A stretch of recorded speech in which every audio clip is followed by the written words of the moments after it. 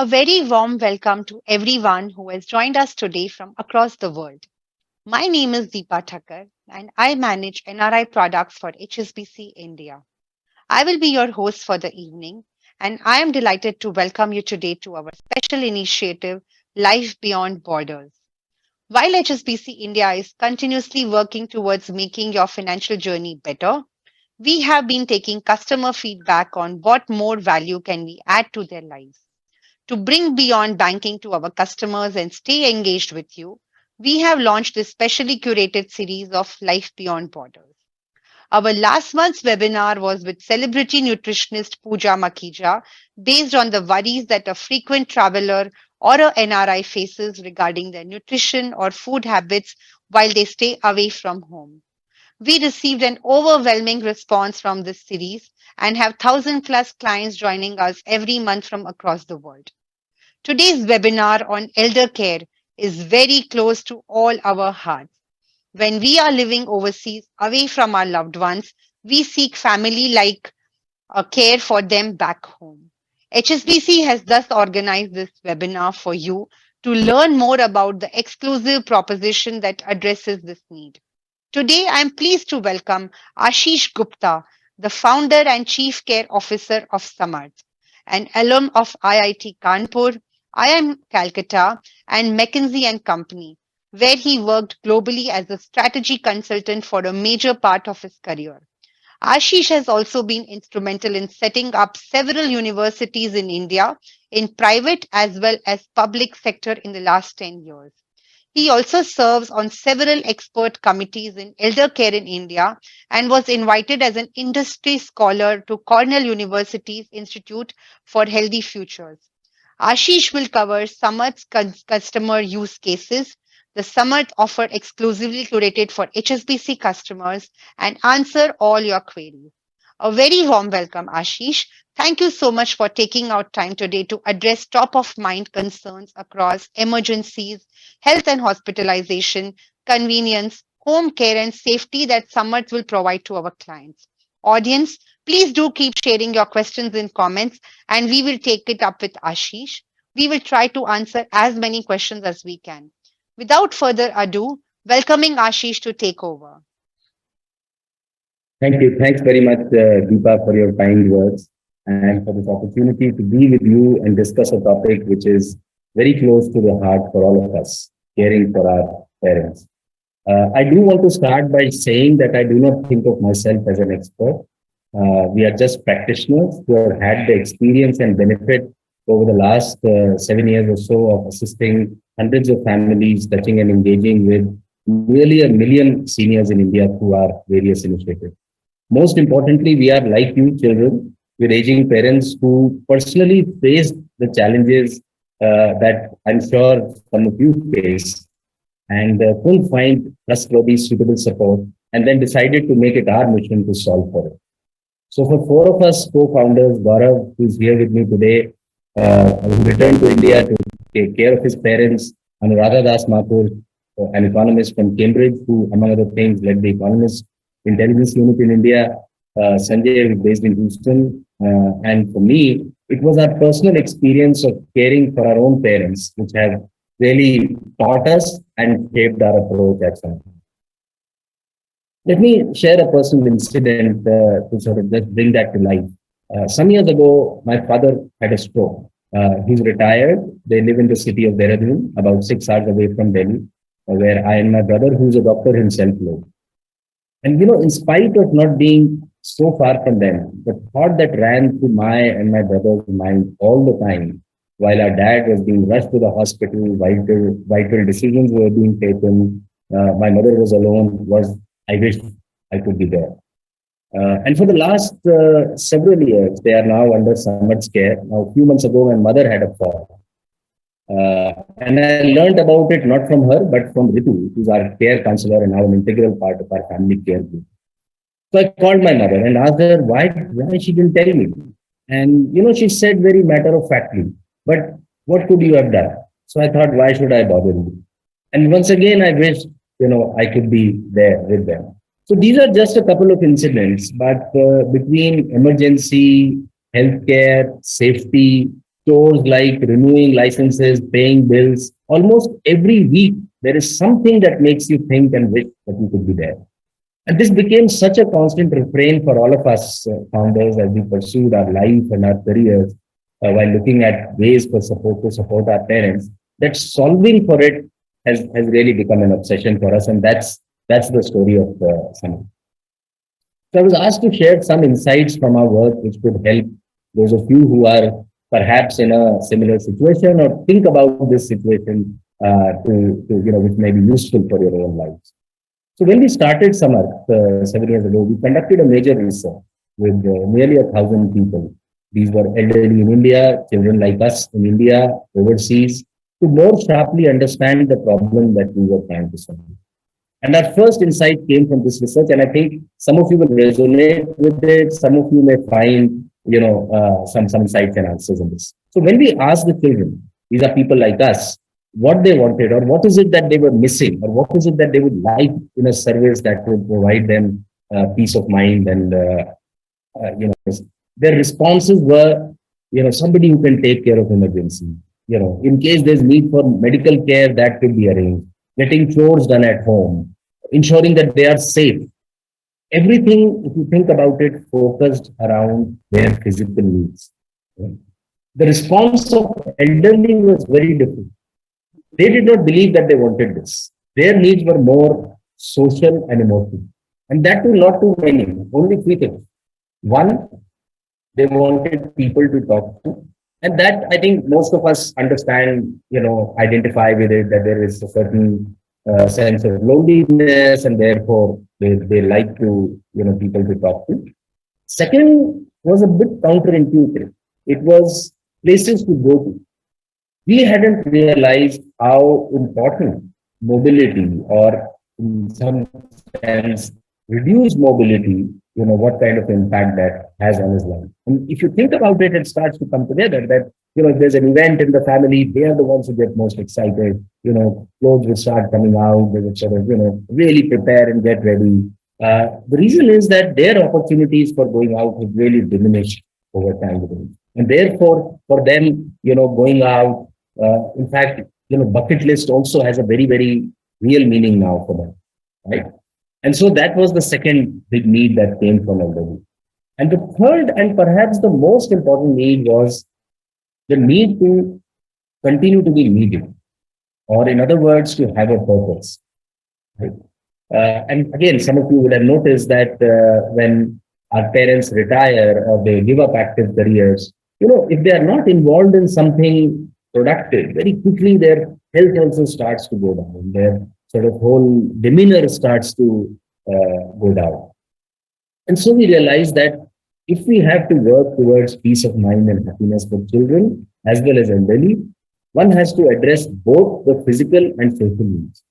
They may have different priorities, but both will be important.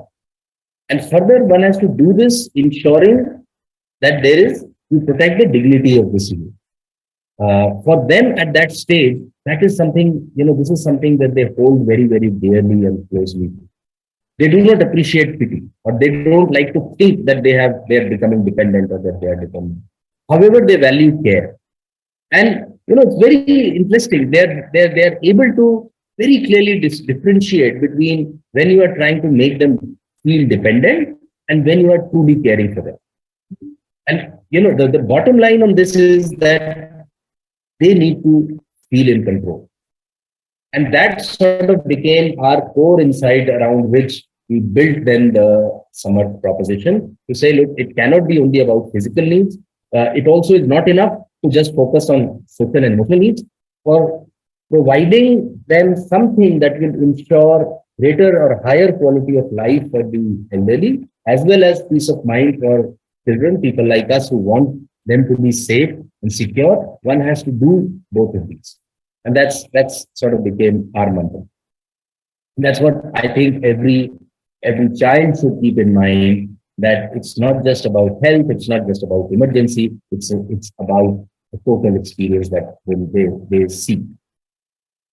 Our second insight, which again will have implications as you think about caring for parents, uh, and has become one of the most important ingredients in this work, is, oftentimes we wonder that, there are many services available, and particularly if you think of major cities in India, there are service providers, there are things that are available on app. You can buy anything, you can get tickets, you can get delivery done, and we wonder why don't elderly use these services.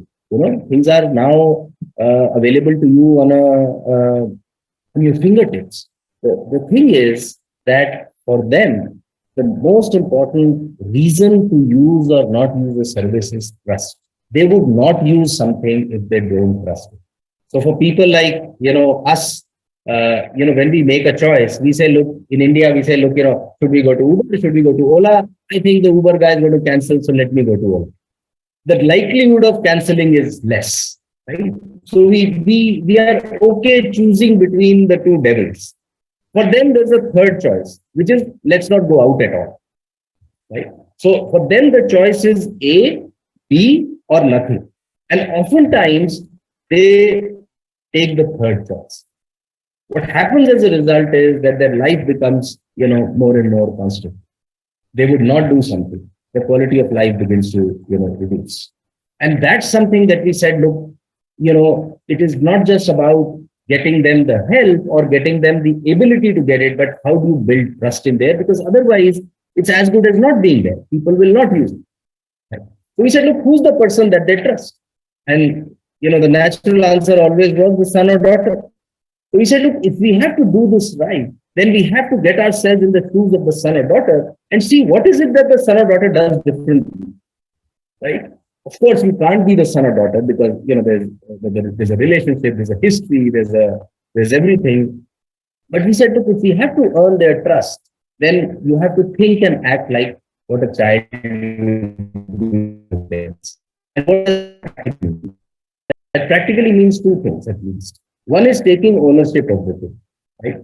As a child, you won't say, look, dad, I've connected you to a carpenter, he will come and do things, right? You say, look, I found a carpenter, but I'm going to make sure that he does the thing. And by the way, if he doesn't do the thing, then I will figure out how to handle him or her. Same with healthcare, same with, doctors, medicines, whatever it is. The second, the children are uncompromising in whose interest they have in mind, right? They won't say, look, dad in this case or mom in this case, he was right, you were right. They say, look, okay, I know. I have to put your interest first, everything else comes later. The third thing actually is that sons or daughters, don't have a limit, right? I won't tell my mom that, look, mom, this is something I can do. This is something I can't do. Find another son. I'll say, okay, this is something I can do easily.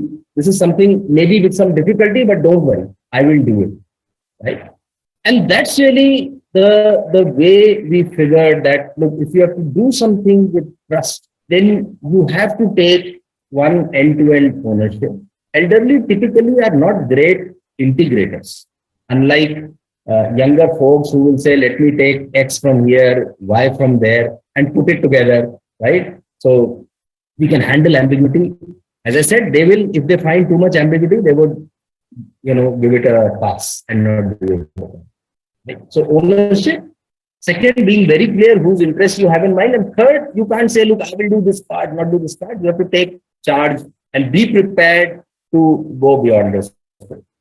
So we set ourselves up to be like son or daughter. We said we'll take responsibility, protect their interest, and be unlimited in scope. So for us, really, our recruitment, training, processes all got built around this principle of being like the son and daughter.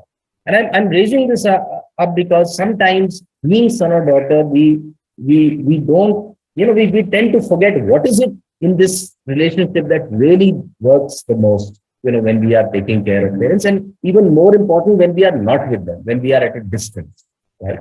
And therefore, as sons and daughters, if you are doing something for your parents, it will be good to keep these, few things in mind, and embed them in however you choose to take care of them. There's a third insight, but in the interest of time, I'll just briefly mention it, which is this whole thing about technology. When we started 7 years ago, we said, look, let's build an app, and everything will be on the app, and people will be able to, get A, B, C, D, and it will all get done. In 6 months, we had to junk the app because nobody was using it. And again, it went back to trust because it depends on how much they trust technology. So first, before they start using functionalities, they have to trust the technology works. And different elderly are at a different level of comfort with technology. So you can't push it beyond a point. And so we realized that, look, it has to be a combination of touch and tech. And yes, in some cases you can do more tech, and maybe the touch doesn't have to be that intensive. And in some cases, it has to be largely touch. So with this background, I want to address some common concerns we have seen children have when considering support. A lot of this has to do with what we have experienced in most of India, which is poor quality of resources. There's a very high trust deficit. There is generally low reliability. We talk about poor work ethics, etc. So these are things we've especially focused on addressing. Is my screen visible? Just you can nod to that. Yeah. So what you see here are some of the common concerns we've heard from children like us, people who are overseas. When they are thinking about elder care services for their parents. So one is, yeah. Thank you. Can the organization and its people be trusted? Right? That's the first thing. And it goes back to the general sense of trust deficit which exists.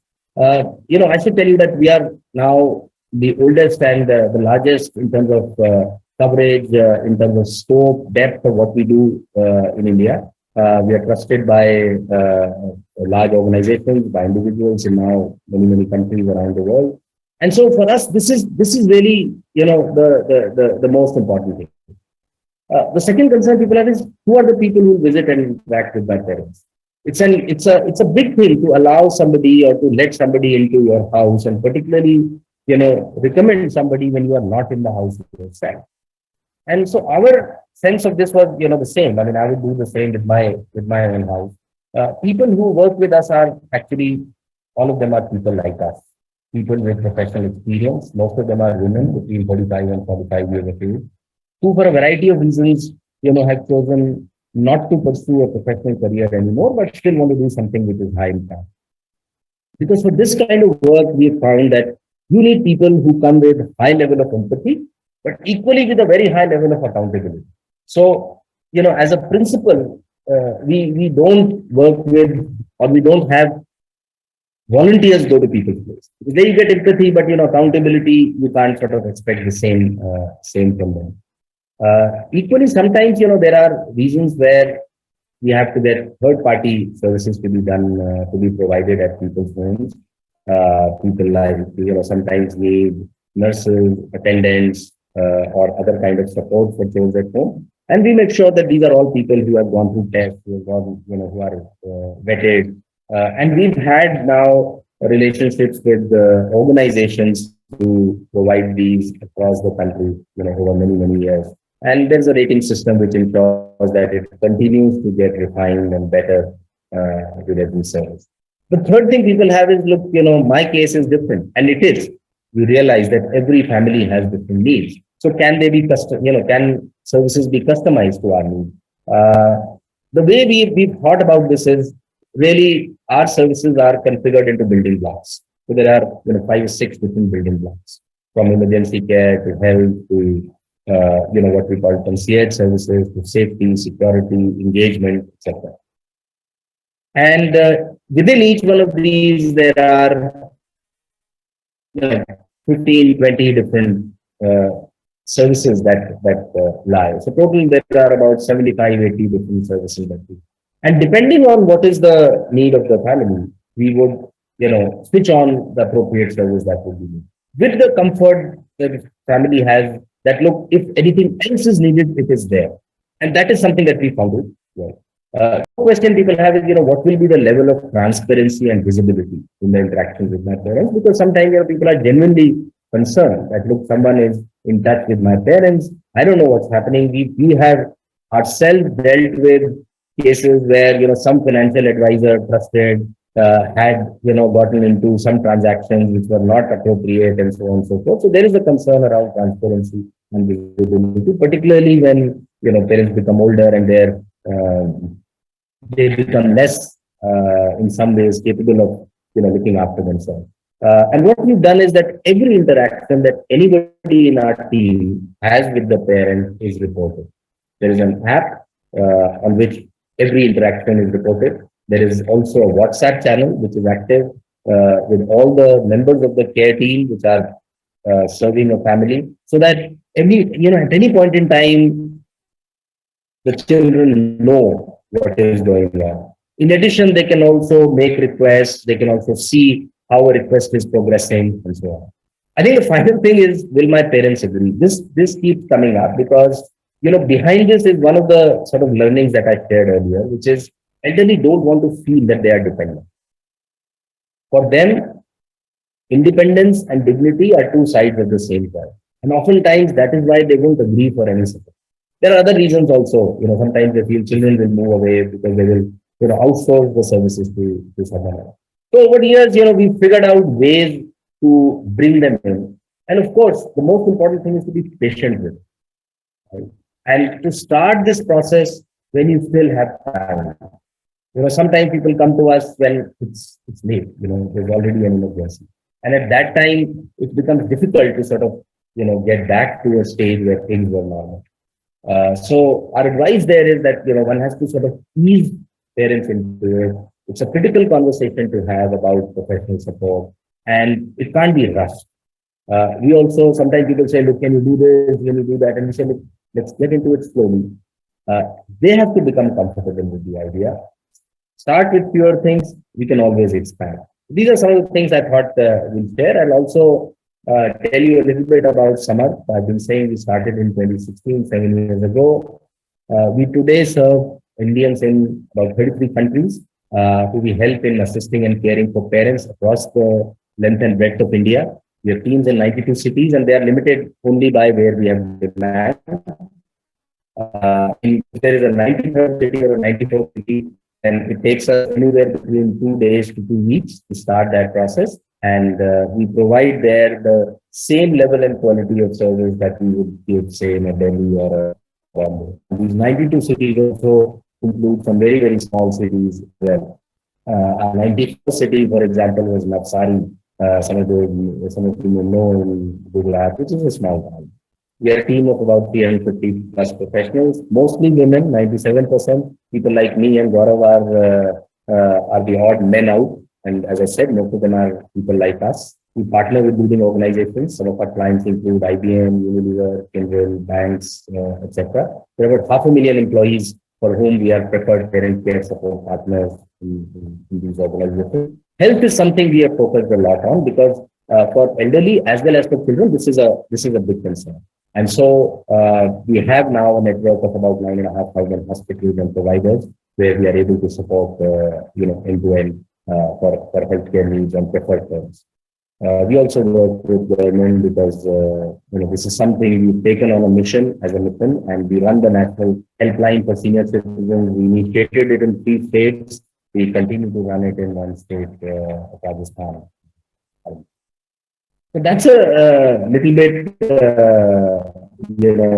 about us. There is a very structured, process that we run. And this is not to say that this is an impersonal, mechanical process, but this is more to demonstrate that for us, rigor and personal touch go hand in hand. That's how I have grown up to think like a son to my parents. That you can't all leave it to the heart. Heart and mind have to come together, and that's what solves problems. And that is really what we have tried to bring in what we offer people, in supporting them and partnering them and becoming a team with them as we support their parents. So there is a structured onboarding initiation and then ongoing support, which includes emergency support, which includes scheduled tasks and a bunch of things which allow us to take care of parents completely. I'll stop here. I also wanted to introduce Gaurav Agarwal. Gaurav is my co-founder and our chief operating officer. He's been a banker for most of his life, Citi, Stanchart, and came back to India to look after his parents. And we were lucky to sort of get him into something like this because he's been the man who set up most of these things. He's as process oriented as people go. And I'll invite him to talk and also answer questions that many of you have asked. Thanks, Ashish. And thank you, Deepa, for creating this wonderful opportunity to interact. Let me just start with a short video about what one of our customers says about us before we take the questions. Right? If you could just play the video. I'm reminded of a few weeks ago when I was told that my mother wasn't feeling well. And for years, decades probably, many of us dread getting these phone calls. So my mother's oxygen level, which had been between the mid-90s to high 90s, had suddenly dropped to the 80s. I remember just feeling so helpless and then just being able to pick up the phone and contact my Samarth connection. And basically what they did was within a matter of hours, there was an oxygen concentrator. And not just that, they had also thoughtfully decided that what if the power goes off? Shall we get an oxygen cylinder as well? And essentially, they were trying to do the thinking that I, as a daughter, would have done to make sure that my mother was safe in India. Great. What I have experienced from them is just this level of care and genuinely wanting our parents to do better and to feel better and to be at peace. So all I can say is thank you very much, Samarth, for all that you've done to keep our parents and continue to do to keep our parents safe and happy and peaceful. And also, I just feel this is a golden opportunity. I'm glad I learned of this way that we can physically be far away and yet mentally have the peace of mind that there is someone who is taking care of our parents for us.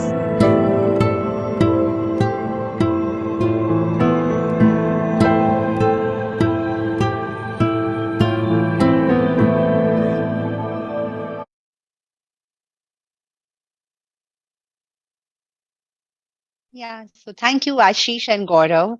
That was so comforting and reassuring.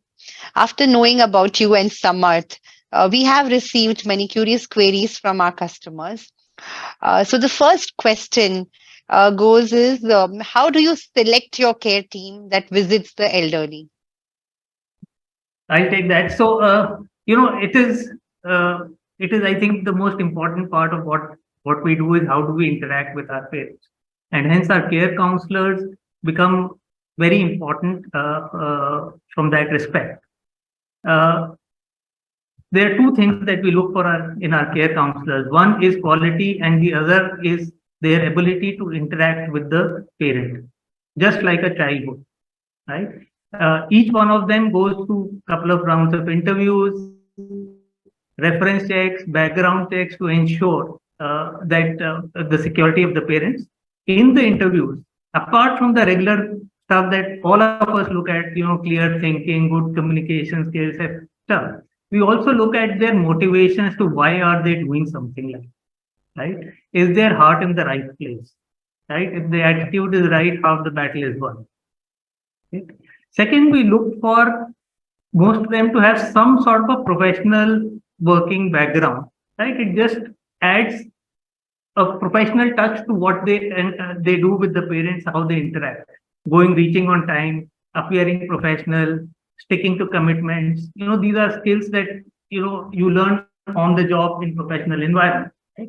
So having some sort of a background professional environment is very useful. Almost all our care counselors are graduates. Almost half of them are postgraduates, right? We are lucky. We have almost 250 plus care counselors across the 92 cities. We have another 3,000 applications, right? A lot of them now come from references from our existing care counselors, which makes life so much easier for us and so much better. They already know what we do. They know how we do. Their motivations are right, and we feel secure in letting out the 500 odd parents that we support, right? Who we treat as our parents to them, right? So interviews, background checks, motivations, those are the key things that we use to evaluate our care counselors. Yeah, that is one of the theme of many questions. So yeah, this is really giving us a surety that it's not only just graduates but postgraduates also who are going to be reaching out to our parents. So thank you, Gaurav, for clarifying on that. The second question is around emergency. Most of them would be signing up is in the case of emergency, and sometimes because the NRIs would be in different time zones, etc. And what if they are unable to reach the children, like the care counselor is not able to reach the child? What support or till what extent they can do it without reaching out to the child in case of emergencies? See, the most important thing at the time of emergency is to get a medical doctor in to the patient as quickly as possible. And our whole philosophy is built around that, right? To set that up, for each family, we set up an emergency protocol when they sign up. This emergency protocol has two main portions. One is identifying resources, medical resources close to their family, right? Who are their existing doctors, which is the hospital that they would like to use at the time of an emergency, which are the ambulance service providers close to their house that can be used to transport a patient from the house to the hospital if required, right? This list, along with a 24/7 helpline of Samarth numbers of the care team, is also pasted on the parent's house, right? And the staff is trained on all that, right? These contacts are also available on our app for children on the tab. So if they don't reach us, they can also reach out and coordinate that care, right? The second thing that we collect is a health profile of each of the parents, right? What has been their medical history? What are their allergies? Any surgeries? Any implants that they've had? What is their current medication? This is extremely important to inform to the doctor who is attending emergency about the previous medical conditions of the patient. Otherwise, so that he is able to start acting and stabilizing the person. Now, whenever we get the trigger for our medical emergency, the call to our 24/7 request, right? The moment a call comes, we have this list of ambulances which we have already created, and we use critical care ambulances. The reason we use critical care ambulances is that it comes with a doctor in the ambulance. And the doctor then starts looking at the patient right away as soon as the ambulance reaches the house, which is usually between 50 to 30 minutes given the conditions, road conditions, etc.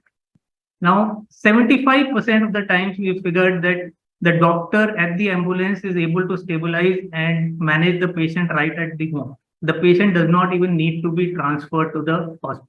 Now, in case the patient needs to be transferred to the hospital, then obviously the ambulance is waiting. The doctor is there. We use the doctor and the ambulance to transfer the patient to the hospital, complete the admission formalities. Sometimes it requires, depositing a certain amount of money to start the treatment.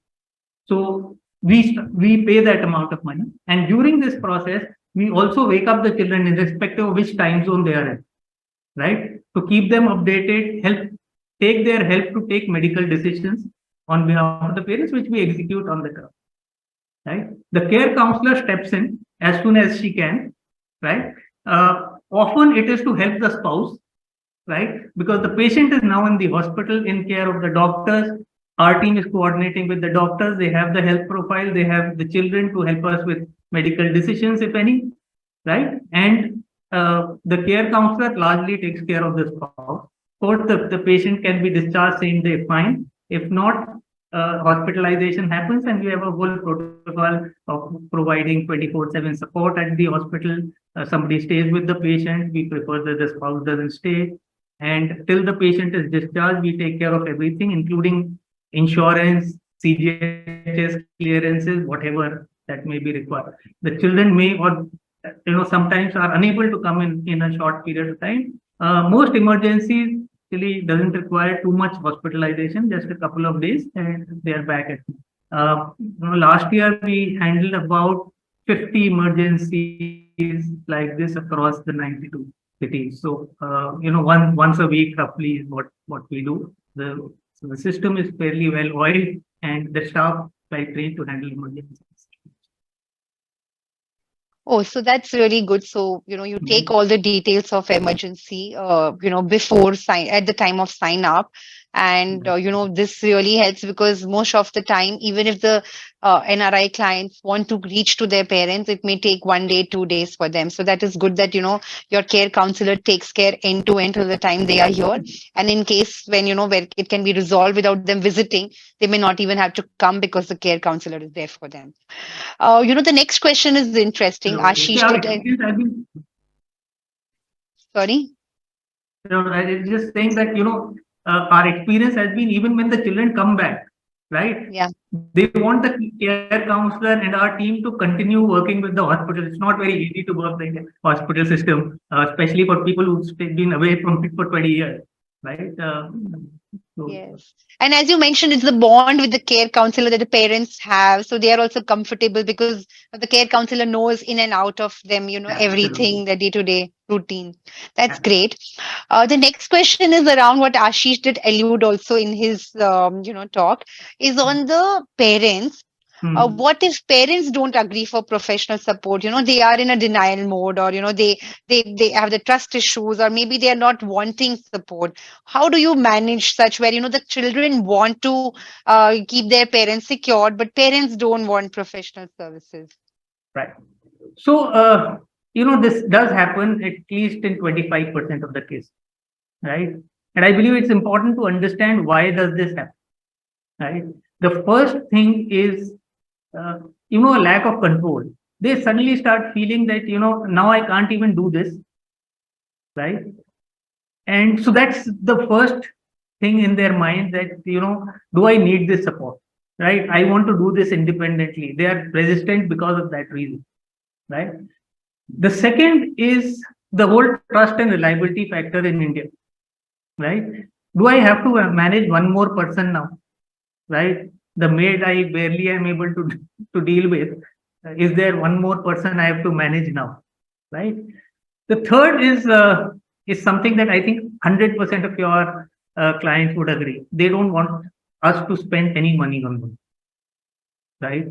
Not even a penny, right? They will spend all their money on us and our children, but they don't want us to spend a penny on us, right?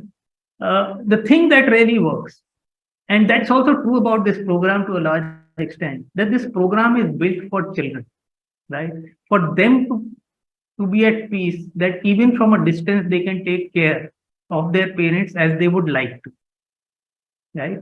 So the thing to emphasize to the parents is that, this program is for them, for the children's support, not for the parents' support. The parents can do everything properly.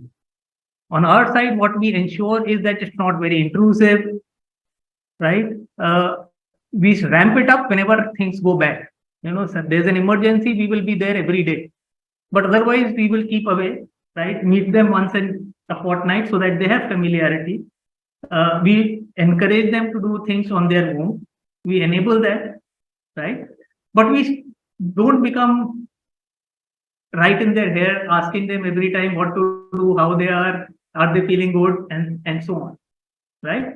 But really, the thing is that the children have to tell their parents that it is really for them, right? They should try it for 3 months, right? If they like what they do, if they, typically in 3 months we get an opportunity to show our value, right? Solve a small problem for them which they have been struggling with, right? The phone not working, right? The electrician not coming and correcting the switch, the bank paperwork not happening, right? Small things may not be something very large, or even just a visit to the hospital, accompanying them to a doctor consultation. Just make it that much easier. Once they meet the care counselor, they see the value that she adds, and the organization add to them, and you usually get an opportunity. And the first being most negative are typically the most positive proponents of our service subsequently, right? So starting small, starting with a low expectation, telling them to try, and making it that it's really a support for the children. These are techniques that work with convincing parents, right? We've seen that most parents convert. Once they meet our care counselors, see the kind of support and comfort that they get out of it, right? They just continue. Yeah, it sounds similar to how we behave when we are kids, going to the school. The first day is always the kids are crying. And from the second day, they are happy that, they are meeting friends. So I think it's about striking the right balance, not being too intrusive, but, helping them in small work also. So that was the next Absolutely. question, in fact, from our client. One of our client is asking that what all is included in the care plan. Do we also include, small jobs like, going to government departments if they have some need there, or going to getting their bank work done? Is that also included in the care plans that we have? Right. So the simple answer is everything is included, right? This program is really supposed to support or help the children take care of their parents as if they were there, right? So, like a child, you can't say this is out of scope. Ashish mentioned that in his presentation. The same happens here. We can't replicate a child without thinking like a child, right? So everything is within the scope. And honestly, over the 7 years, I can tell you, with our care counselors, care team, and the network of service providers that we've had, we've been able to offer solutions for every situation, right? Remotest of the places, 30 kilometers of Jalpaiguri, right? Middle of nowhere. We've been able to get people hospitalized in an emergency, right? From sitting from our central health desk, right? So almost every situation we've been able to find some solution through our network of service providers. Now, in terms of for understanding sake, what does everything mean, right? So we classified it into 3 or 4 categories, right? One is healthcare, right? The next is the engagement for the parents, right? The third is safety and security, and the fourth is clubbed under, let's call it, convenience services, right? Healthcare would involve everything from emergencies to accompanying people to the hospital, to getting lab tests, medicines, home health care, medical equipment organized at home, everything that you can think of in healthcare, right? Teleconsulting, right? To give you a sense, we did about 700 medical appointments last year across the country, right? We managed about 23 surgeries. About 15, 16 of them were planned surgeries like a knee replacement or whatever, which includes a 3-month recuperation back at home, right? And we managed another 60 other hospitalizations. About 10% of our clients regularly use home healthcare support from our various partners, which we have organized and managed on their behalf, right? The second one is engagement. Active engagement is really one of the biggest needs that elders have, not us children, but as elders have, right? It apart from the happiness quotient, it is extremely good for their health, right? Their health significantly improves if they are happy up there, right? Now, what does engagement mean? Engagement, what our care counselors do is work with the parents to understand their interests, hobbies, things that they have left in the college, right? कि अब शादी हो गई, बच्चे हो गए, अब क्या करेंगे? right? Things they have left in the college, they restart doing, right? There are some parents who come onto online apps delivering, becoming home chefs, right? Or organizing ikebana, taking ikebana classes for kids near their school, near their home at the school, right? So right up to that level, from playing games, listening to music, finding out a good movie on Netflix, starting to walk in the house, walking outside, social outings, everything, right? So based on their physical abilities and their interests, our care counselors are able to encourage and help them organize all these activities. The more active they are, the better that the parents feel. Now, physical abilities sometimes do restrict, but that is one big area that we work, and there's a whole range of things that we do under engagement depending on their capability. The third is safety and security. Just a simple stat, about one third of the emergency admissions happen because of fraud, right? Single largest reason for emergency admissions for elders, right? So part of our safety security audit is focused on how can we make the house fall proof, right? Good quality lighting, decluttered walking spaces, anti-slip small things that we can do to significantly reduce the opportunities of fall for parents at the house. Very similar to child-proofing a house when you have an infant kid starting to crawl, right? Another reason why still elders are considered very close to children, right? That's one. The other sad part is security, right? We all know that we secure ourselves from outside intervention, somebody coming and robbing things at the house and so on. Elders are also prone to security threats from inside the house, right? Especially high dependent elders are subject to abuse by the domestic staff as well. Unfortunately, instances of physical violence against parents are not unknown, right? So part of our audit, we also assess based on again the physical ability of the parents, the house, the quality of staff, whether even CCTV cameras need to be put inside in the living room or in the drawing room where we can monitor or create a sense of fear among the staff that they are being watched, right? Supplemented by police verification, a quiet word by our care counselors whenever they will be checking in, so that they are aware that the parents are not alone anymore, right? With children far away, they can't get away with abuse, right? And the fourth part is largely clubbed under conveniences, things that we do, which are the small things. Some of them you mentioned, right? It could be paying bills, it could be working with them at a bank to sort something out. It could be a passport visa application to travel to the parents, or a ticket booking or a holiday planning. It could be buying groceries. We buy groceries for. We do almost 12,000 transactions, financial transactions on behalf of parents every year.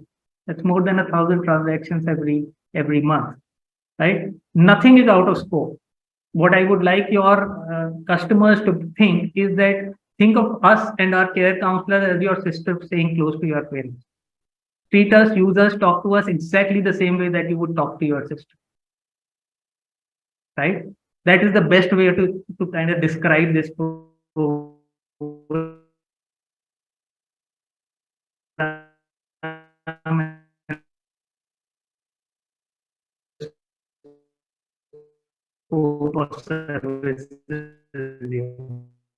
Yeah, so it sounds like a quite holistic approach, Gaurav, and it is not just like a care counselor, but I would say it is like a companion or a friend that our parents will get, who is a little younger, who can also teach them digital technologies and how do you use your mobile phone, and how do you do a video call with your children, etc. Is also, I think, what your care counselors will provide to our parents. So that's great. The next question is around the care counselor itself. That do these care counselors be like a relationship manager? Is it like a one-to-one contact that that person will have with the parent, and how frequently, or how well they know our parents? So this is the question around the care counselor. Maybe I'll take that up. Yes. Yeah. So every family So gets let me a do a thing. I dedicated have care for you. counselor. Every family gets a dedicated care counselor, and the relationship is, as I said, it's like having somebody who's ready to think and be with them or act with them like a daughter would. Uh, so what I perhaps would do, and I think that's what Gaurav is going to say, is that maybe let Fauzia, who's one of our care counselors, talk about what she does and what is her role as care counselor, so that there is some reality behind what people hear. Fauzia has been a care counselor with us. She joined in 2019 and in Lucknow. And why don't you talk about your work, Fauzia? Hi, good evening, everyone. My name is Fauzia, and I'm a Lucknowite born and brought up in Lucknow. And I've been looking after my parents and my mom-in-law. And Samarth gave me an opportunity to work around things in a more professional way. And so my caregiving journey began with my parents, and when my dad passed away, so I continued with Samar giving me a more uh, a stronger look towards reaching out to the elderly. So I do exactly what I did for my mom-in-law and my parents when I visit the Samarth parents, basically.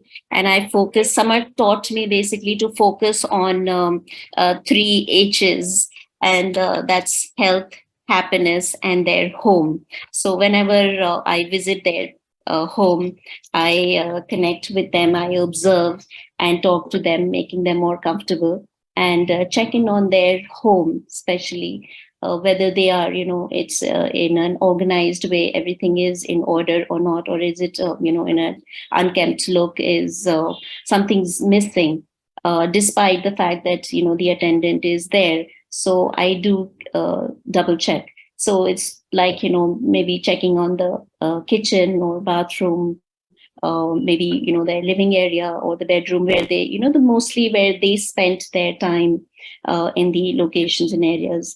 And how they move around. That is, if there are any bruises that they are not looking and taking seriously, the blue bruises that they just hit against some kind of furniture. So I kind of observe, and how they are feeling. That is, try and gauge through their conversations whether they are positive or whether they're feeling low or depressed or missing their children. Or their life partners, and whether they are, the same as compared to the last time that I had a chat with them. That gives us a sense of, their mindset at present, and deal with it accordingly. We also, help them with their coming up plans. If there are any medical visits, any appointments, remind them that, you have a appointment with the doctor for a checkup, or any test to be done. So I'll be connecting with you on so and so date. And it's just like a reminder telling them that, okay, I'm right here with my team, but of course, reminding them, and also asking them how they spent their week, or the time that, I was just connected on the phone, but not visiting them, to find out that, whether they're really doing what they had wanted to do and had expressed to me, or whether they are, deep down into their depression, so that I can work accordingly on them. So it's basically like, making them, engaging them in a positive way, and getting them out of their depression and their feel. So earlier I was doing all of these things with my heart, and so now Samarth, taught me how to focus and prioritize on things. So I'll give you an example that I tried with my Sumaya auntie. That she, when I joined her, her husband had passed away 6 months back, and she was deep down in a sense of loneliness. Although her real sister was right next door, but still, she was not feeling up to the mark. And so I kind of talked to her she was facing with a rare disease, and she was having a lot of medicine since the age of 35. And it was a big challenge for me to, get her into thinking that these medicines are important, but at the same time, you have to go beyond the medicines and ailments and how to deal with it in a positive way. So, I kind of looked around and checked her house, and saw that there was a table in a corner, and there were a lot of bottles and craft work right there. And she was very good with it, but she had left it. And so I said, okay, can we go out sometime? She said, nahi, man, dil nahi kar raha hai. So I said, okay, आपकी चलिए सब्जी and vegetables ले लेते हैं जो आपको हो सकता है शाम को चाहिए हो. So she said, अच्छा ठीक है, चलते हैं. So we went out with that, with that intent. And then I took her to this shop where we made her, kind of talked her into buying the material for the craft. And well, when she was buying, then I could see the excitement flowing out of her eyes, that she really wanted to get back to it. But then, something was holding her back. So, anyways, I mean, I brought things with her along with the fruits that she bought. And the next day, I kept calling and asking her, did you start with your craft work, Auntie? She hadn't. So then I downloaded an app for her, sent out videos, giving her ideas how to, go about it, and making, new stuff. And she really did. And the immense satisfaction that she gained from it was so much visible in my next visit when I asked her. And she said, look, I made a lamp, and she gifted it to me. And she's totally into it. There's another example that I really feel very touched when I talk about it, that since she had a lot of medicines, morning for breakfast, lunch, and dinner. So I did make out, I wrote it on this sheet of paper that this is the medicines you're supposed to take with your breakfast, and then lunch, and then dinner, and stuck it on the fridge. So one fine day, she was like, she called and she said, "Fauzia, मैं दवाइयाँ नहीं लूंगी, मुझे नहीं खाना, मेरा मन भर गया है."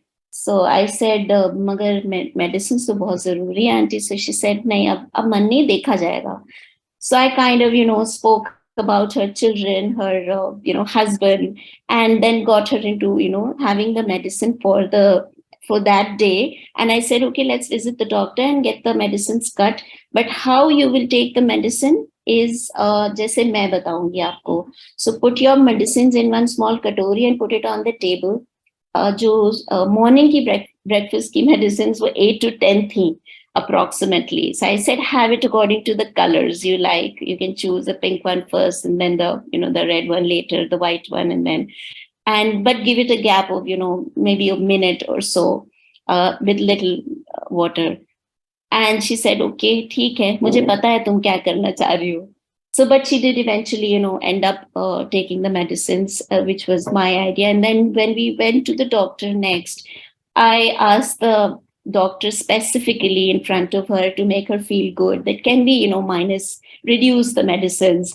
And he kind of understood my gesture, and he said, okay, let's reduce it. So he just cut off one, calcium for a week. And he said he just told me कि okay, एक हफ्ते के लिए आपका cancel हो. And she was really immensely happy. So that's the kind of connect that we have with the parents of Samarth. It's more like a bond, like a daughter or son would have, and do things what a son or daughter would do. So it's been a great journey. Thank you, Fauzia, for sharing it. And I'm sure our customers who are, listening to the conversations you have with this lady, their parents are also, in the same scenario where, medicines they're tired of, and the way you're dealing with it and visiting with her, with the doctor, is quite nice. And I'm sure it's quite reassuring to our clients. Thank you, Fauzia, for sharing this with us.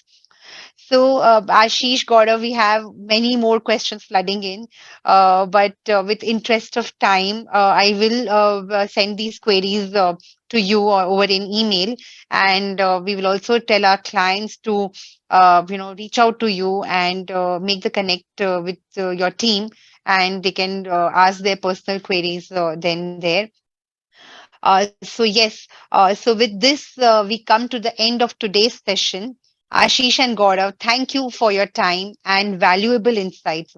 I'm sure that our viewers have got some great takeaways from today's session, and a lot of their inhibitions have got resolved. To our customers who have uh, joined us today, I hope this was useful, and do keep tuned in for many such future sessions with HSBC. I would request, yeah.